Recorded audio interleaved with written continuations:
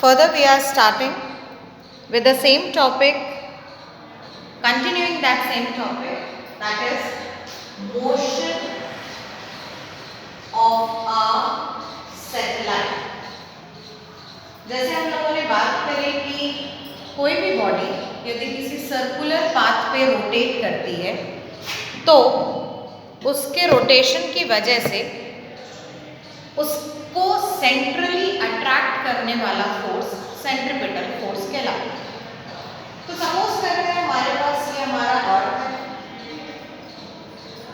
अर्थ का एक certain radius है r और इसकी एक सर्टेन हाइट पे एक सैटेलाइट रखा है जो एक अपने सर्टेन ऑर्बिट में रोटेट कर रहा है। ठीक, दैट मीन्स अर्थ की रेडियस से एक सर्टेन हाइट पे ये हमारा सैटेलाइट रखा हुआ है। सैटेलाइट यदि अर्थ के चक्कर लगाएगा तो वो अर्थ की तरफ अट्रैक्ट होगा। तो यहाँ पे उसके पास दो फोर्सेस काम करेंगे। सबसे पहला फोर्स जो है वो ऑब्वियसली ग्रेविटेशनल फोर्स है, तो आप इसे GF मानिए, ग्रेविटेशनल फोर्स।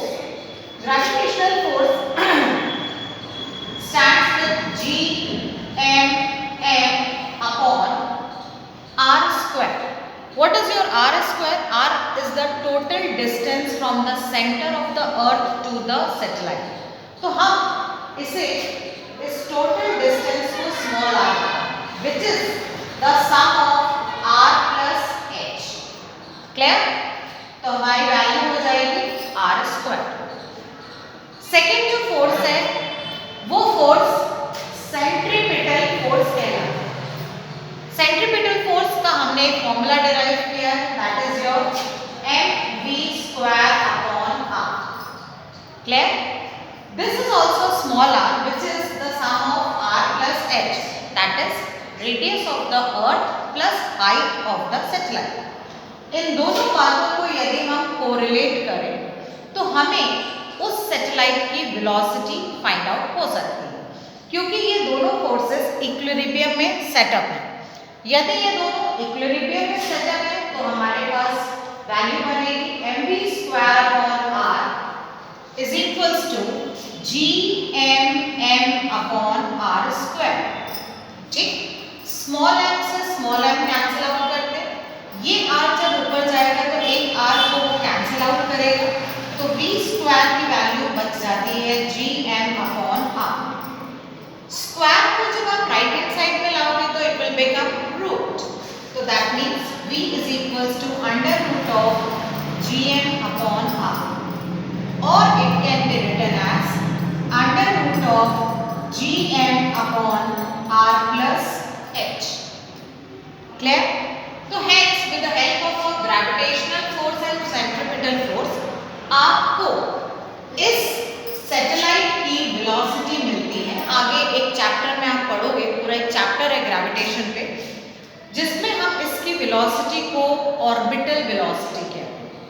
ऑर्बिटल वेलोसिटी इसलिए कहते हैं क्योंकि जिस ऑर्बिट पे रहकर सैटेलाइट अर्थ के चक्कर लगा रहा है, जिस स्पीड से, उसे हम उसकी ऑर्बिटल वेलोसिटी कहते हैं। सेम इसी रिलेशन से आप एक और फंडामेंटल यूज कर सकते हो, that is time of revolution. Time of revolution का मतलब होता है किसी सैटेलाइट को अर्थ के चक्कर लगाने में या एक चक्कर लगाने में टोटल कितना समय लगता है, तो that is called your time of revolution. Time of revolution basically हम बात करें तो what is speed? Speed is equals to distance upon time. ये एक स्मॉल फॉर्मूला है जो हम लोगों ने हमेशा पढ़ा है, that is speed is equals to distance upon time. हमारी स्पीड v बता रही है और हमारा जो टोटल डिस्टेंस है, मतलब एक सिरे से घूमकर यदि ये वापस आता है तो that is your total distance.